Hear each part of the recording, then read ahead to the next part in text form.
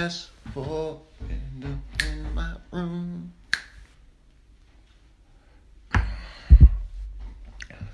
And good morning, good morning. My early morning singer, ladies and gentlemen. Uh, so hope you all are doing great. Thanks for joining me. So this morning we're gonna do the talk part of the show. We're not gonna do the walk part because yesterday it was cold as hell. Hey Christine, good morning, Ski Wee. Mia, good morning. Yeah, we doing the talk part of the show and not the walk part. Yesterday I didn't realize that it was like 12 degrees. And today it's like 30, but Gangster, my co-host went out, but it was too much wind. And so he won't be joining us today. He doing the relaxation thing. Uh, so, y'all, let's talk about the village. David, what's happening, David? Let's talk about the village. So, I've been doing some thinking about how we can implement the village concept, and I'm thinking we can make some attempts at trying to be kinder. Hey, Christine. Christine said good morning. So, let's challenge ourselves, right? Let's challenge ourselves for the next 3 days just to speak to 20 people that we wouldn't normally speak to. Give them a good old good morning or good evening or you look nice today. Hey, Gina, good morning. You look nice today. So now think about the village concept, right? So if we focus in and we try to implement love, Gina said, hello and good morning to you. So if we trying to do this village thing. So for the last couple of episodes of the show, we've been talking about using the village concept because I've always thought, well, not always thought, but I think that everything that our community needs, our community possesses it within the community, from everything from, hey, Monty, what's up, champ? Everything from stores. Now, some of us have food deserts where we don't have grocery stores, but part of being the village is to identify the resources that we'll need in the village to make us sustainable, but also to start building a rapport with the people that's in the community so that we can become of one mind, or at least of one vision. And I know in most communities that I have visited, Monty said, what's good, family? Everything, champ.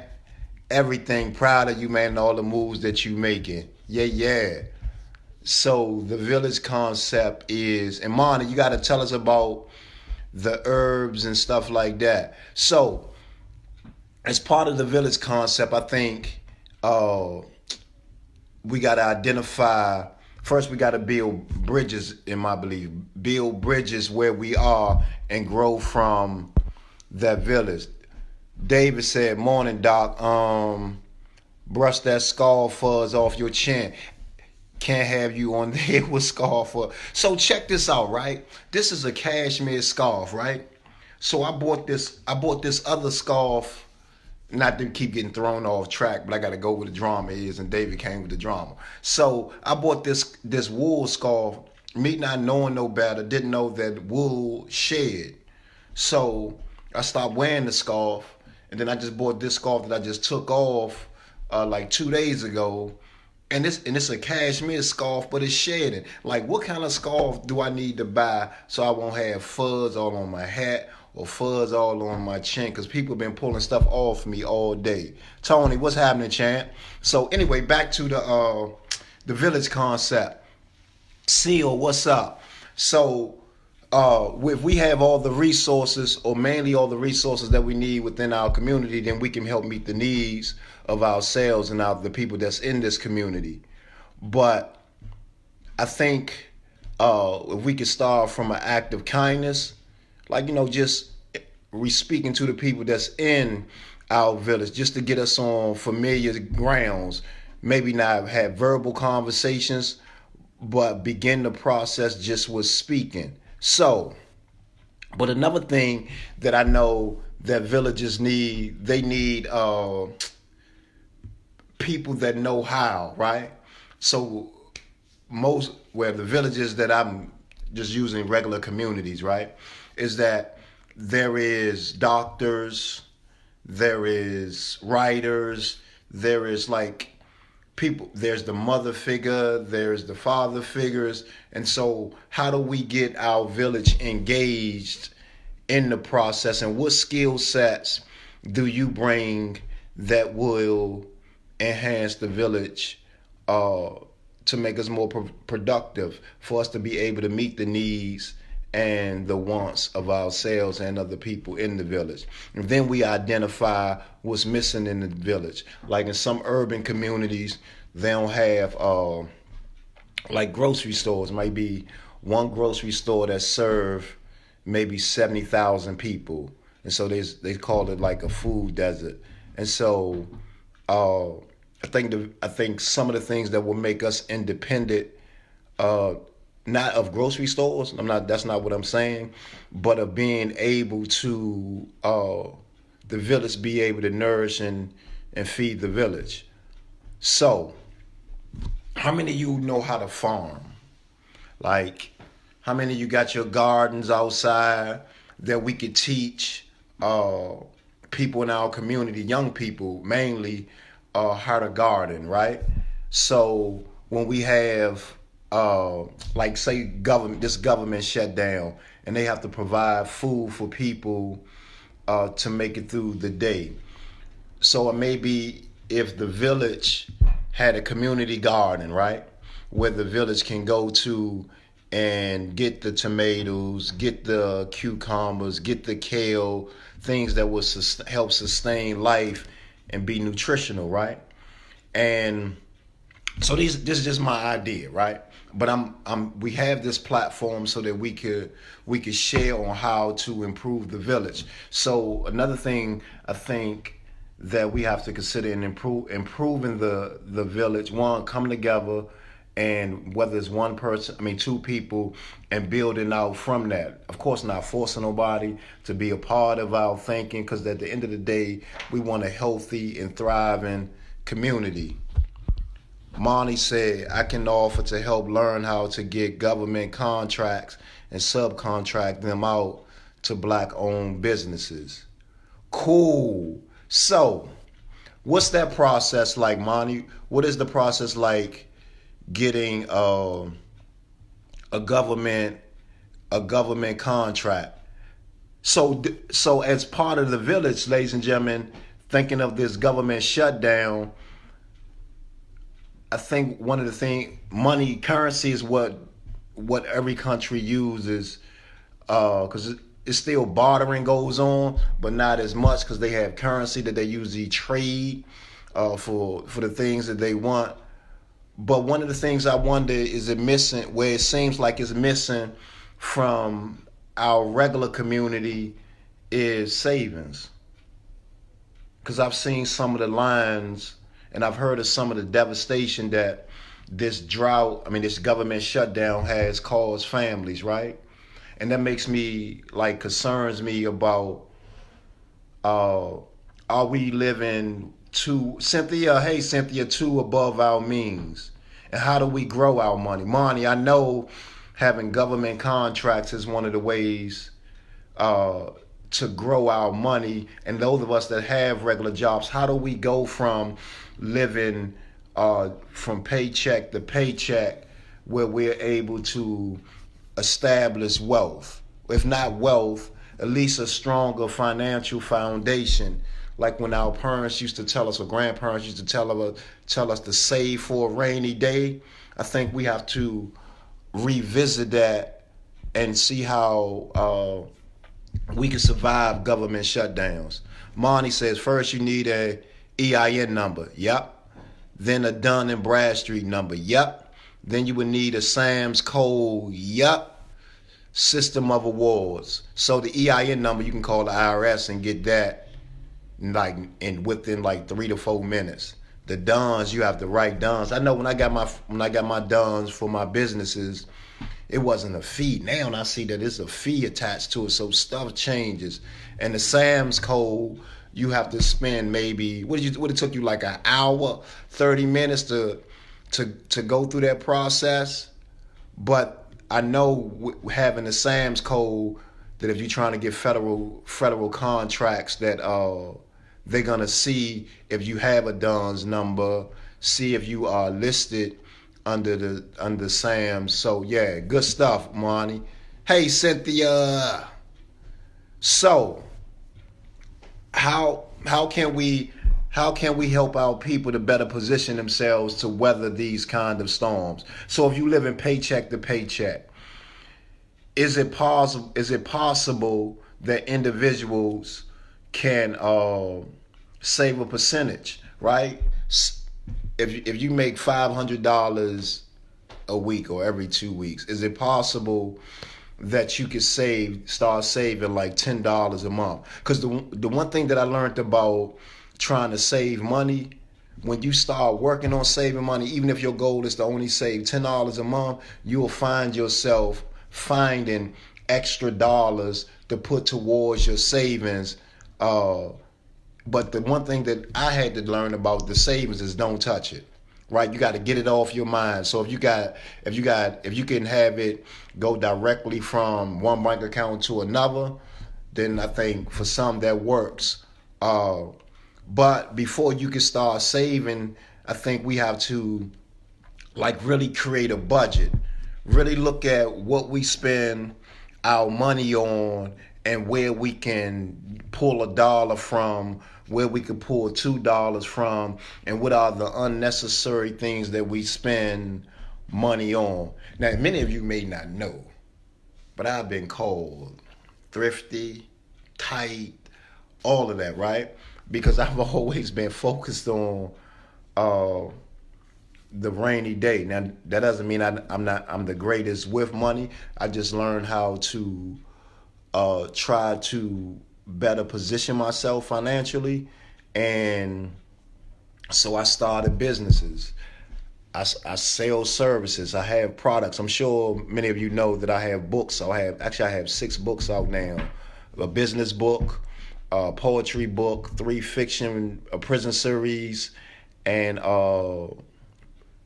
what else? I got 6 books. I can't think of all of them. Hey, Star, good morning. We still talking about the village and how we looking at how to start helping the individuals within the village to sustain themselves financially. And Monty, I remember back, I mean, we know from our community, and it's been said that the poorest people are the most entrepreneurial, but they don't always look at how to grow what they're doing. They're just looking at it as a mean of survival. Star say, hey, good morning. Hey, good morning to you. So we said kindness. We need to have kindness add kindness into our village. So I wanted to challenge everybody to be kind to like 20 new people. I mean, you could just speak to them. People that don't even look like they're going to engage you, or people that you would normally engage. And one of the things that I learned from my time in the streets, some of the people that you need to be a part of the village, some of the people that is the most aware are the people that we don't think are the most aware. So I used to build relationships, right, with the winos, right? I used to build a relationship with the addicts and the homeless people, right? Because what I learned is as long as the liquor store is open, the winos are hanging around the liquor store. So everything that's happening in that community, now I used it for bad back in the day, because with the winos, I would have I buy them, give them some money for liquor, or give them a little bit of money that I assumed that they was going to use on liquor, and they would tell me like what's been happening in the community, right? Where the jump outs was over there, they was plotting earlier today. This officer was in plain clothes and started walking around. So I did all kinds of, I tried to figure out all kinds of ways for me to be aware. And then with the addicts, that during this time it was the crack era, and so the crackheads would run around the street all day. And so I just would gain information from them on what's the temperature of the community, uh, stuff like that. And so the homeless people were always out there as well. And it's sad that I just used them for information and not really tried to change their situation, but that wasn't where my thinking was. So my point, Star, you're right. We need all of them. So my point is that all of those people make up our village. It's not the ones that's just doing right or the ones that's not doing too good. We gotta connect to those that are disengaged and those that's hanging on the outside of our community but always in our community. I can guarantee you that the homeless person that's in your community know exactly where you live, what time you leave, how many kids you go home, who your husband is, or at least what your husband look like, and how many females you have running in and out of your house, right? Because they're always forever present. And so those are the information people, right? Because they probably know more about the skill sets and what we do more than we know about them. They know some of our habits that the larger community doesn't know. So the alcoholic knows who goes into the liquor store, who creeps into the liquor store. The crackhead know who's getting high undercover, right? The homeless person knows who's stealing cars and who's tricking and all of this stuff. And so we can help. I mean, those people are part of our community and to be helping us to be able to stabilize those communities. So kindness. So kindness to those that we don't know and those that we usually disengage with, right? How do we build or how do we begin to save so when we have times like this when our government is shut down and we're federal workers and we cannot work? So saving. How many of you are already saving? And can you give us some tips on how we can save? But I think before we could talk about saving, we need to create a budget, figure out where our money is going to be able to figure out, to determine where we could pull a dollar from, where we could pull a couple of $100. Because just imagine if you saving $100 a month. At the end of the year, you have $1,200 saved, plus with interest if you saving it in the bank. One of the things that I don't, Miss Collins, good morning. One of the things that I don't encourage is the shoebox save, right?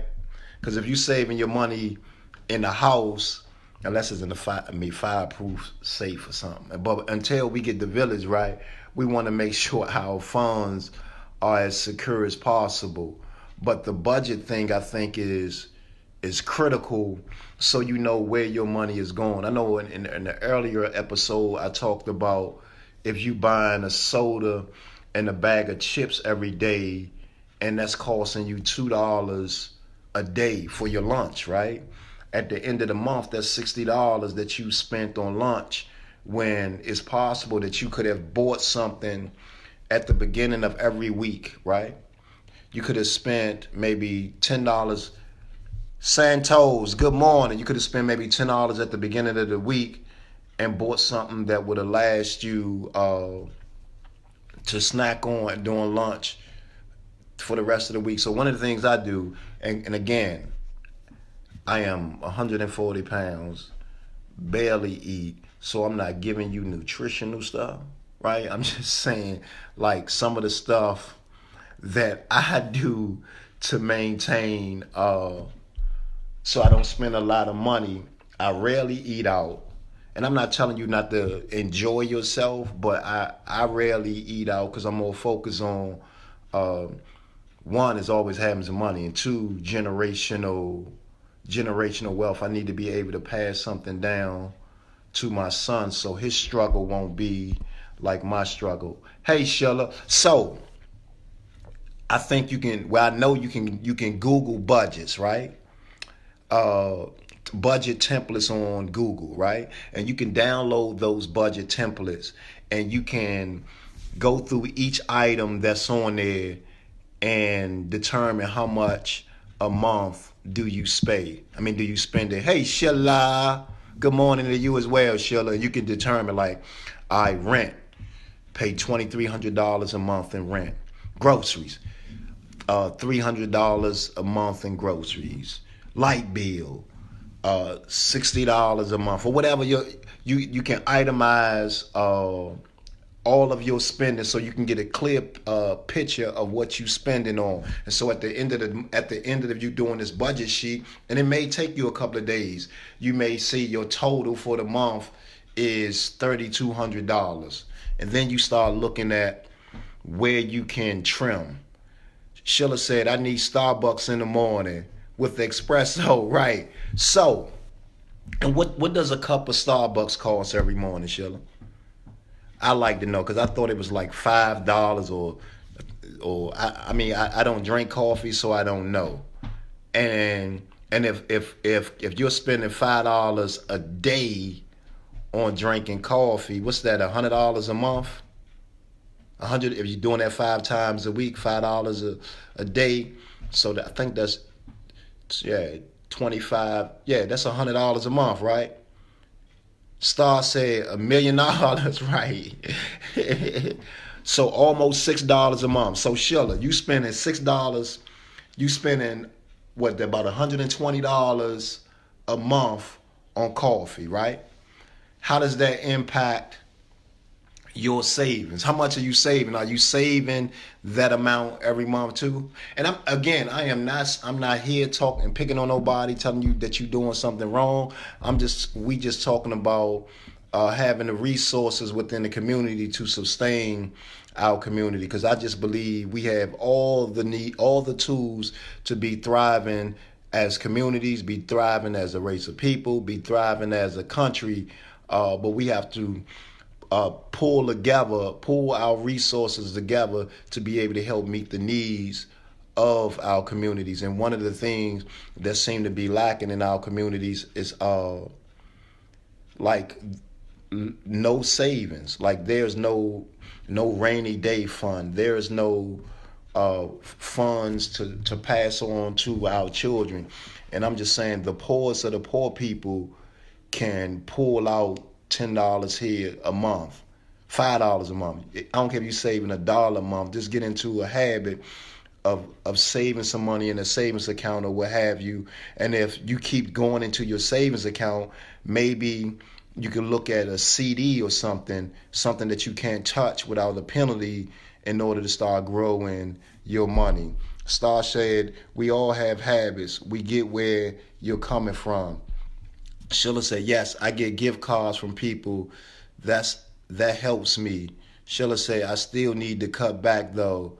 Tootie said, I agree. Unity, I preach it every day. Sheila said, you are so right. So Sheila, now this is what I've seen. I'm not a coffee drinker, so I don't know what's the difference, right? But I know, like, Costco's, right? I'm a Costco dude, right? And so I might go in, I might need ketchup. I go in Costco's, I buy ketchup. I might get 4 big joints, right? That last me, but that's probably like $12 or what have you, right? And but those 4 ketchups gonna last me probably, I don't know. I bought them joints like 9 months ago, and I'm just getting to the second one. And that's because family have asked for it or grabbed it to use for like family events and stuff, right? But I know I've seen packs of espresso coffee in Starbucks. In Costco's or in the Safeways, I'm sure. So have you ever tried those coffees and see if it tastes the same, and see if you get the same effect that you get out of when you spend the $6 every morning in Costco's? Not telling you what to do with your money, not telling you not to do what you enjoy, but I'm saying if you try the Costco's thing, say you spend $20 for a big bag of coffee or something, espresso mix or whatever from Costco's or what have you, and that one bag lasts you 3 months. So you normally spend $100 a month, but now you spending $20 every 3 months, and so that extra $80 can go into savings. I'm not no financial guy. I'm just I just know how to uh, scrape off something so I can put something to the side. Tootie said the rainy day for a lot is coming in a few weeks, and I have been trying to get people ready. They ate not, huh? Sheila said they last a long time. What lasts a long time? Sheila said no, I haven't, but I will. So again, Sheila said, I hear you. So I'm not telling you what to do. I'm not, if that's the way that you treat yourself, I am not knocking it. I was just making I was just saying like ways on how we can save money, because I know some of us have never like been on a trip. Some of us have dreams to go to another country or something, right? Yeah, ketchup does last, right? But some people, like my little mentees, one of them, he loves him some ketchup. So I have to even monitor how much ketchup he used, right? One for him, but more so I always have some ketchup, right? So Sheila said, I got you. So say it's one on your bucket list. You have a bucket list that you want to go to Africa, or you want to go to Europe or somewhere, and looking at and creating you a real budget, like being a truthful budget and figuring out where to cut and slice at, then you probably can go on that trip before this year out, because you done saved enough money. Sheila said, you just a hustler. Product and purpose change. Yeah. Yeah, I mean, yeah, Star, that's right. Star also said it doesn't last there. Neither does ranch, these boys, right? I don't know what is so good about ketchup to these young dudes, but they love it. But my point was that you can buy in bulk versus buying like every day. You can still get it every day, but if you buy it in bulk, you will always have it, and you spend less money. And I guess you can mix different stuff in it until it tastes the way that you want it to taste. But again, if part of your joy is going into a store, going into a restaurant to treat yourself for all the hard work you do, I don't want to stop you from doing that. I don't want you to stop you from enjoying with your pleasures in life, but I just want you to think of like retirement, right? Star said,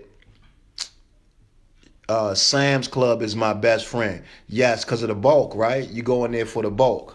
So as part of being a part of a village, I think the more that we engage each other and the more that we help each other to become stable, or helping each other work through stuff, whether it's emotionally, mentally, physically, or spiritually, that helps build, that helps strengthen us.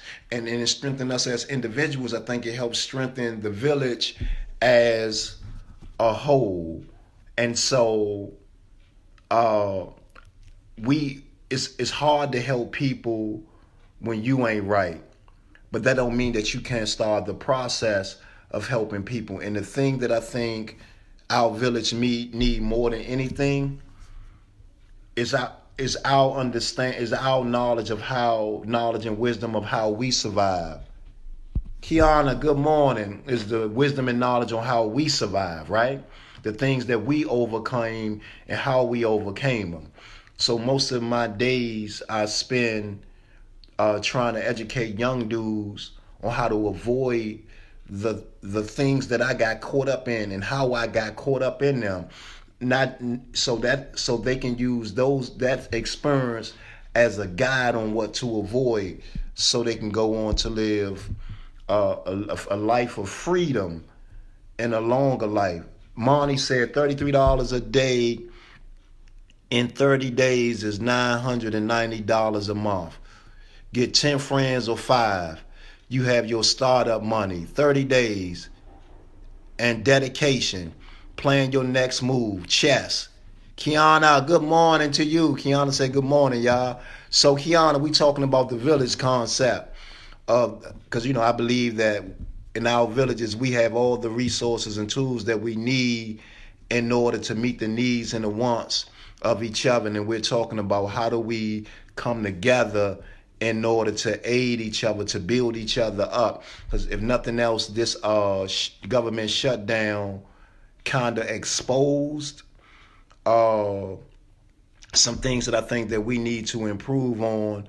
Because we got people that's working, and I'm definitely blaming the president for you not being able to get paid, but I'm also worried that so many of our people had to go to food banks and go to stores and be in long lines, and so that just made me wonder, if are they saving, right? Do they have a rainy day fund, and how do we build that? And so again, I think we start to be able to be able to save is to create a budget. And if you don't know how to create a budget, go on Google, download budget template, and just be honest with yourself and write everything down and start figuring out where you could pull a dime from here, where you could take $1 from here, and look at some of our regular expenses and how we can cut back. And you don't lose the money, you save the money, because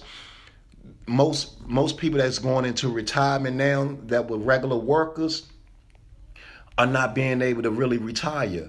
They're looking for part-time jobs, or they have to retire from the government after 30 years and still got to go work and end up working at another business. And so they either didn't have a 401k, or the 401k wasn't enough. So I'm saying, if we start saving money now, putting it to aside through our own funds, then that can help us, aid us in our retirement. I know some of y'all are young folks, but just imagine how it's like January the 23rd already. So time is moving.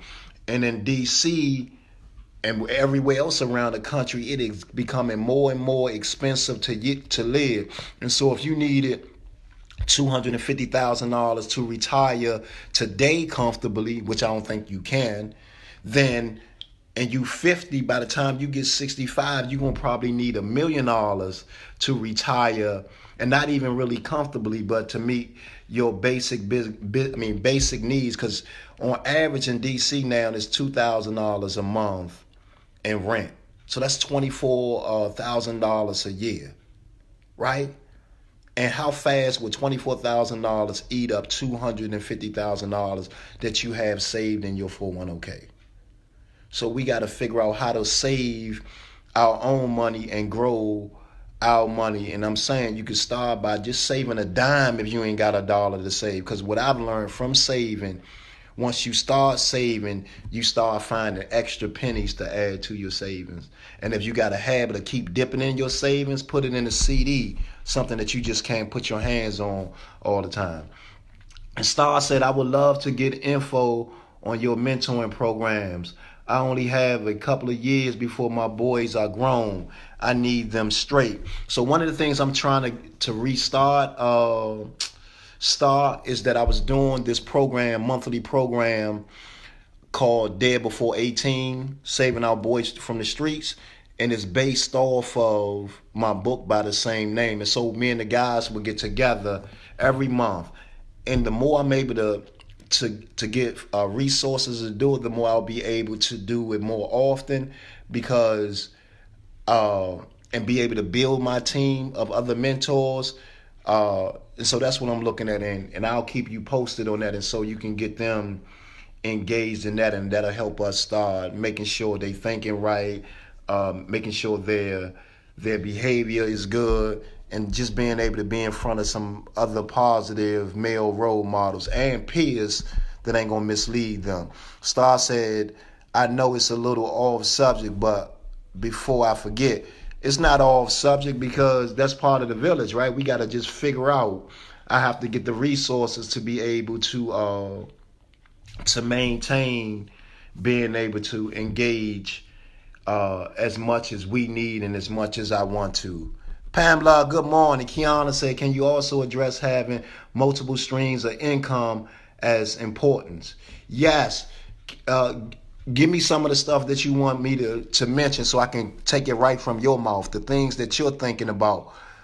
Star said, yes, I remember seeing it, but I don't think mine were old enough. So the one thing about me, uh, I bend my own rules. So I've had people in the program. I know I was saying 11 to 17, but I let some kids in there that were like 9. They were well in the class. They was mature. I mean, they listened. They added their opinion, and you'd be amazed at what 9-year-olds know.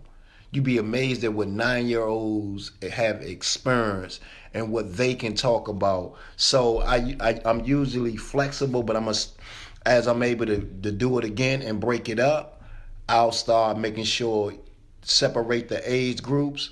But this woman really needed her son into something because at 9 years old he was tripping, and so I brought him in, but I wasn't able to maintain that.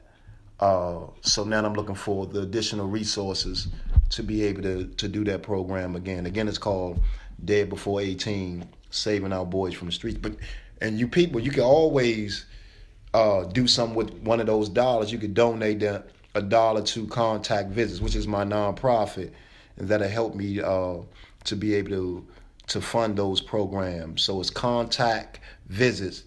You know how you touch somebody? Think of somebody in prison. Contact Visits. CONTACTVISITS.org, and you could donate directly to the nonprofit. Star said, I get that. You need qualified help. Yes, I always need help.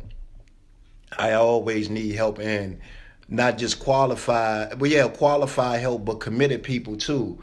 Because sometimes people that are qualified aren't always committed.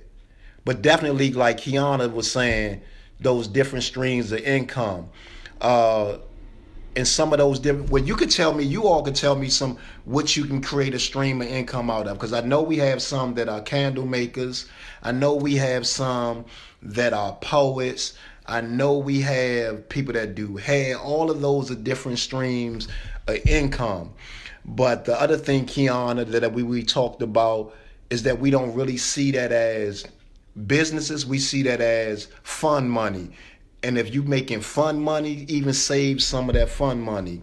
Star said, Tootie said, I let my 12-year-old read it. What did your 12-year-old, what he read, Day Before 18, right? Tootie said, it's very disturbing how much they know from school. Exactly.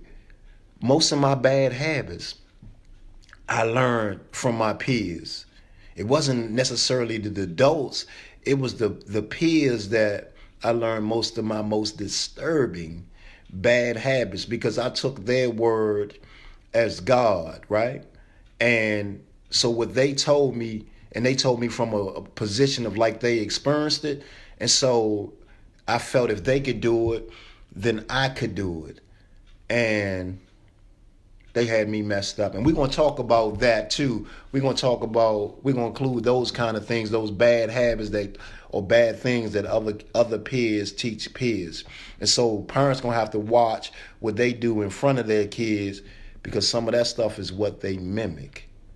So I don't want to hold up your day, but we're going to continue on this talk about the village. As always, comment, share, be here with me. Let's get together. Let's see how we can build ourselves up, and let's see how we can create those different streams of income. But also, let's figure out how we can save, even if it's $1 a month. Let's get in the habit of saving, because we're gonna need that money. And right now is one of those times where we needed that money, and some of us don't have it. Star said your gifts will make room for you, but you have to work to make those gifts make room for you, because people ain't coming knocking down your door. And all of us are talented and gifted in areas, but there's so many talented people and gifted people, and people don't always know the value of what you do. And so they want to sow into what you do, but they don't want to sow into it in the way that you need. They only want it to serve the benefit that they have. And sometimes with me, people come to me and say, give back. That is my responsibility to give back. And they mean just doing everything for free. And doing everything for free doesn't sustain me, doesn't create safety nets for me. My gifts and talents are for the world, but my gifts and talents is all the income that I have. And so I've used my gifts and talents and created a business out of it. And so if I'm not helping people, those are people that I'm not helping. And if I'm not being able to pay my bills that I have to pay, then that puts me in a worse position than a lot of the people that I normally try to help. And so it's great to have gifts and talents and to want to serve and to serve, but also your gifts and talents will make room for you, but you have to recognize that the room that is needed to be made, and you have to hold yourself accountable so that you can maximize your gifts and talents. Does that make sense? And Star also said, but the confidence to move when your surroundings are stagnated is what holds those gifts back. Unfortunately, halting your gift, business, and money. Yeah, you got to move always. You got to figure out as many ways as you can to meet the people who were able to benefit and enjoy your gifts and talents, right? You got to command and demand what you want for yourself, because other than that, you're going to get whatever people want to give you. And what most people want to give you ain't going to be on the same level of what it is that you need. And so we're going to talk more about that. And I'm also planning to do a series of workshops to help us figure out what we can create, what we can use as income creators, right? That we already love and do, and how to position ourselves to make money off of those gifts and talents. So I need to get on top of that so I can roll these workshops out so we can get in there and we can build this stability that we all trying to acquire, and use those skills and gifts to enhance our village. Because when we are all working together, we're all working. And we just need to focus on what is our end goal and how do we improve ourselves. Because I'm not just trying to make sure that I'm financially stable. I need you all to be financially stable as well. All of us got bills to pay and money to leave to our kids. And so that's what I want to talk about. Like, how do we stabilize ourselves? And we're going to talk about relationships too, because I need some pointers on relationships. I ain't the best at that. And some of y'all have been in relationships for years. But what I've known is how I've ruined relationships and what I learned from those. So we're going to cover a whole lot of things. So I hope y'all will continue to join me. Star said, yep, my issue. You can't give back what you don't have. That's not understood. And that's a hard habit to break on both sides. So yes, we might even, as part of the village, we might tap on that this week. But look, I'm going to let y'all go. So again, comment, share, let me know some of the things that you want to talk about. And if you want to donate to my nonprofit, right? So I can begin those mentoring workshops again with our boys and with our girls. Just go to contactvisits.org and donate directly to the site. And it's a write-off. So I appreciate you all. Stay sweet. Don't forget the challenge is to be kind. Speak to some people that you wouldn't normally speak to. And so we can start building rapport with the people that's in our village that don't even know they're in our village. See y'all tomorrow. Bye.